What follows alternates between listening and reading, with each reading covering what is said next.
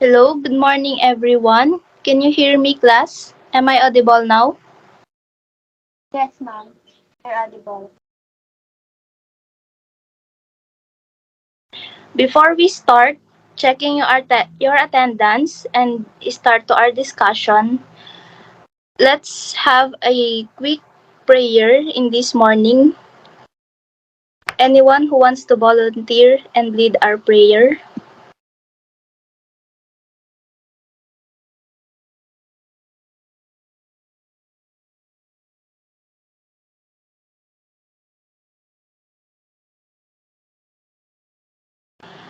Let's proceed to our attendance.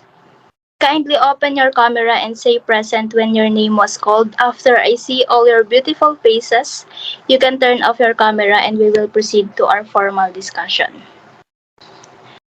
Castro Candy, Present, ma'am.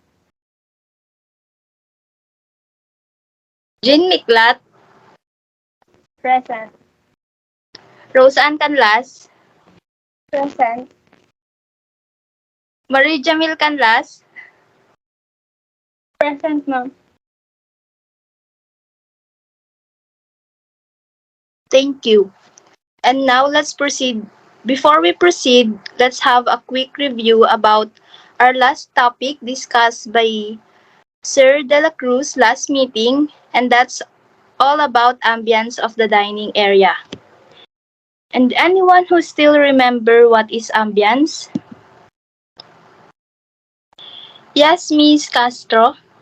Define to your classmate what is ambience. Ma'am, ambience is a feeling or mood associated with a particular place, person, or thing. That's correct. Very good. Thank you, Miss Castro. How about the three basic kinds of lighting? Yes, Miss Miklat. Ma'am, the first one is the general lighting and then accent lighting and task lighting. Very good. Thank you. Now, who can differentiate the difference of the three kinds of lighting? Yes, Miss Castro, go ahead.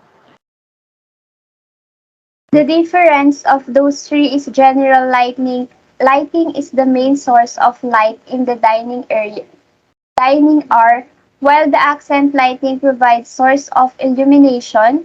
Lastly, the task lighting is it gives additional targeted light source to a task being performed. Great. Very good, Miss Castro. Great to know that you've learned something from our last discussion. Good job, class. Thank you for active participation. Okay, before we proceed, I prepared a video presentation about our topic for today. I will ask few questions about what you understand on the video. Wait for a minute, I will share my screen now.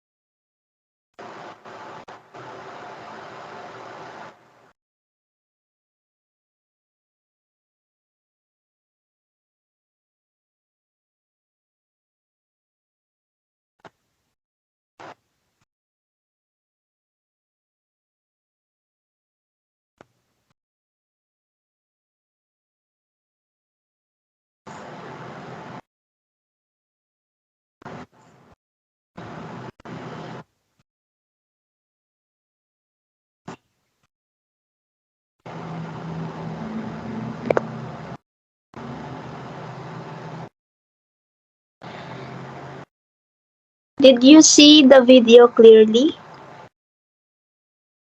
Yes, ma'am.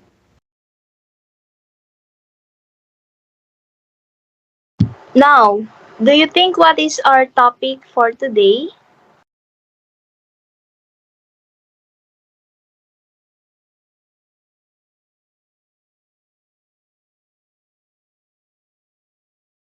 Yes, Miss Castro. For me, reservation is something reserved for your own. For example, when you want to rent a function room for a birthday, for you to secure the venue, you have to reserve first for you to be able to use that place, ma'am. That's great. Our topic for today is how to take table reservation.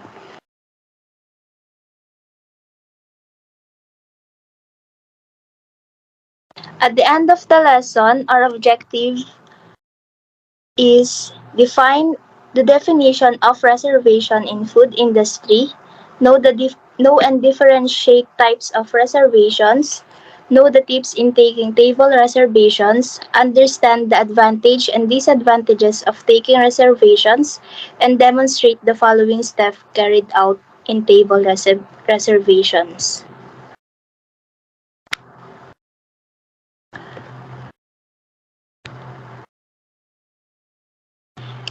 Everything that your classmates said was right. Reservation is defined as arrangement to have something room, table, seat held for your use. It is a guaranteed seat, brings in more customers and increases their revenue. And we have the three types of restaurant reservation. We have manual reservation, online reservation, and call ahead setting. When we say manual reservation, do you have any idea what is it? Yes, Miss Canlas. Ma'am, in my own perspective po, calling the specific restaurant or in a hotel and speak to the specific person in charge in reservation desk. Yeah, that's right. Thank you, Miss Canlas. Very good. How about the difference of online reservation and call ahead setting reservation? From your own understanding, can you share some knowledge? Anyone who wants to recite? Yes, Miss Canlas. Ma'am, for me, online reservation in my own knowledge, it is a reservation that you are interacting to a personnel through chat or a form that needed to be filled up, and the call ahead is through phone call direct to the specific restaurant. That's great. Thank you, Miss Canlas.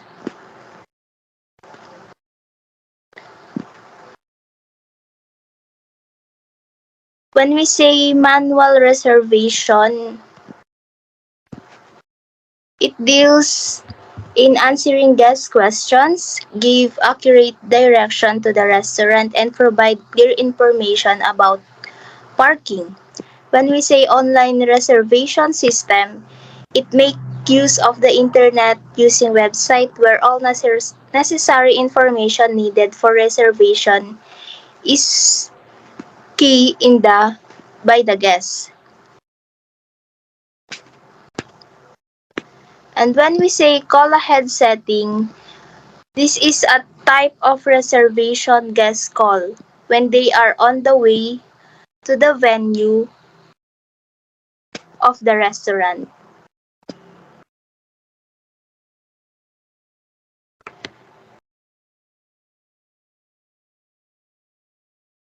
Okay, class, we have 4 steps on how to take table reservations. The first one is answer the phone call promptly using the proper telephone etiquette. Introduce yourself and ask for the name of the caller.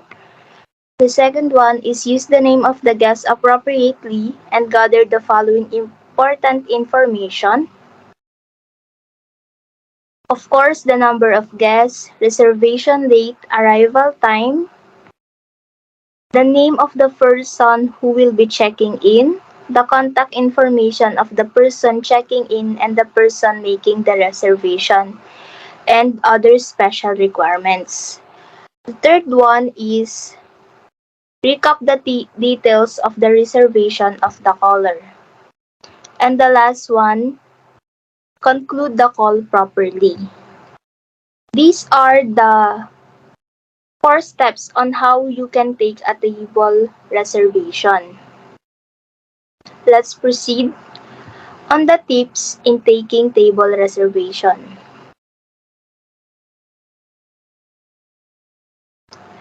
Before we proceed, kindly send virtual heart react if you understand it clearly. Thank you for responding.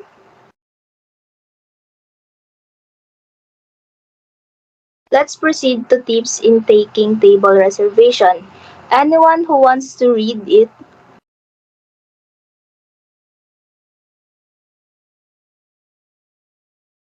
Yes, Miss Castro. Tips in taking table reservation. Answer inquiries promptly, clearly, and as accurately as possible. Take notes of specials and changes in the menu. Gather all pertinent information on the reservation from the guest politely and efficiently. And the last one is accurately record reservation data on forms based on establishment standard. Yes, these are the common tips that you need to consider to have a better interaction to your customers or guests. Why do you think it is important to always consider these following tips? Anyone who wants to recite?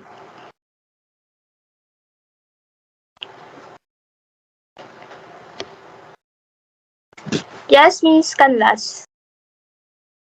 Ma'am, just try lang po.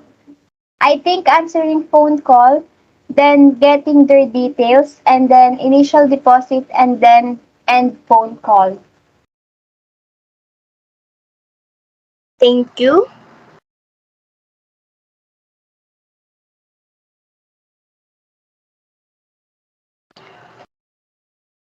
Let's proceed to the last part of our discussion, the advantage and disadvantages of taking reservations.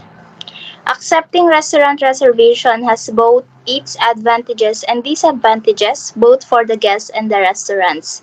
Here are some of them.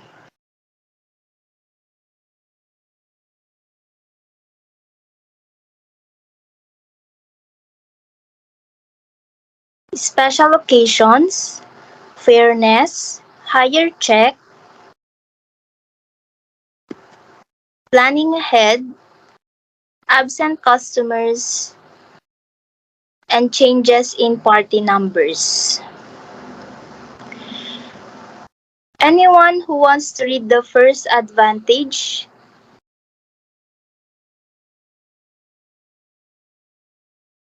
Yes, Miss Castro. Special occasions.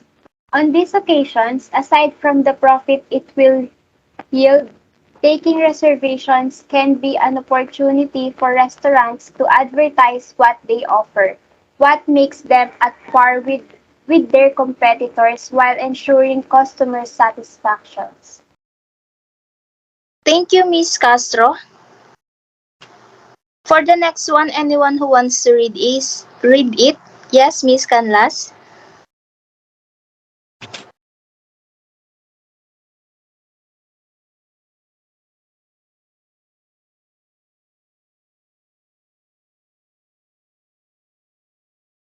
Fairness. Some restaurants require their guests to make a reservations weeks or even months before their desired date. To be fair, some restaurants decide to run on purely first come first served basis.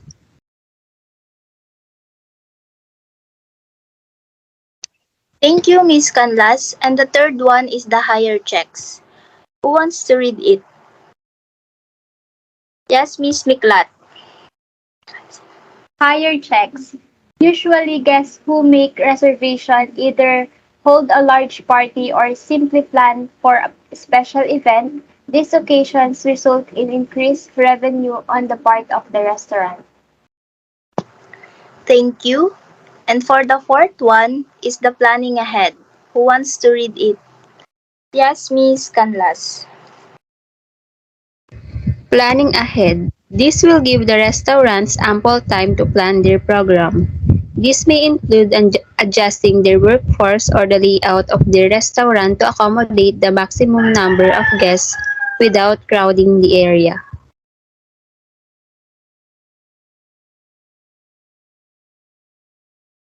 And the last two, who wants to read it?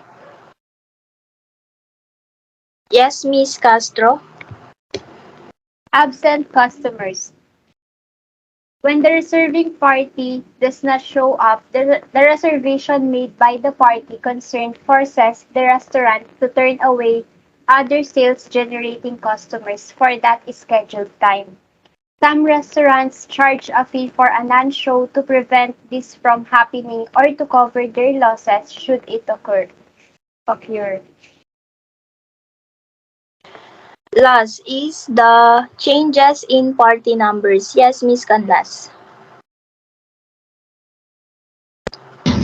Changes in party numbers. Sometimes a reservation is changed without prior notice where plans have been changed. This way, the restaurants make necessary adjustments on the table setting. Thank you for actively participating. That's all the end of our discussion for today's synchronous meeting. Thank you everyone for actively participating to our discussion. I appreciate you all a lot for focusing and paying attention to our lesson and meeting today. Hope to have a good interaction with you all again in our next meeting. Do you have any questions or clarifications? Just raise your virtual hand. If none, send your virtual heart reactions to confirm.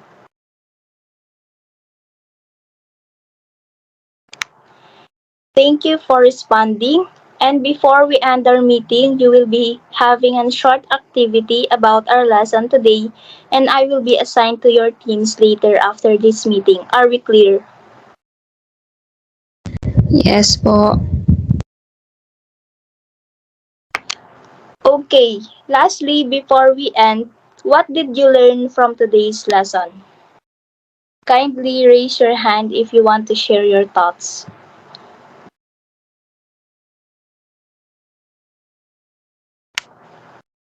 Yes, Miss Castro.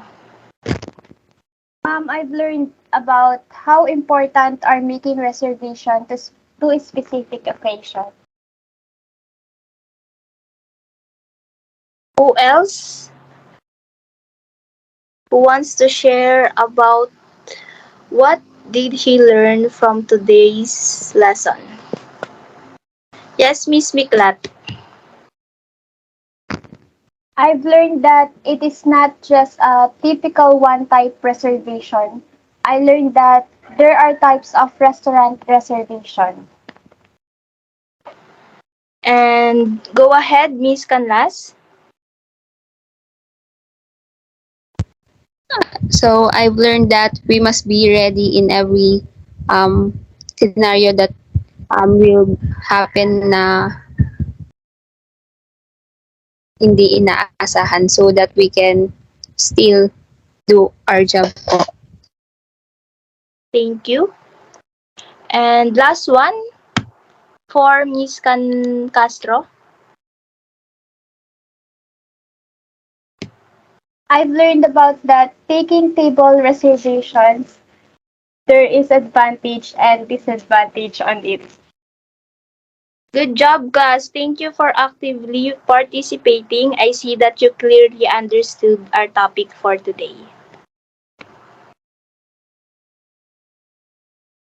This is the instruction for your activity for today. It's a video presentation, minimum and maximum of 2 to 3 minutes video consisting on how to take table reservation. Make a video of yourself demonstrating the following step in taking table reservations. I will send this PowerPoint presentation later after our meeting for you to have a guide on it. And before kanina is nagpakita naman ako ng video sa inyo on kung paano ginagawa yung table reservation.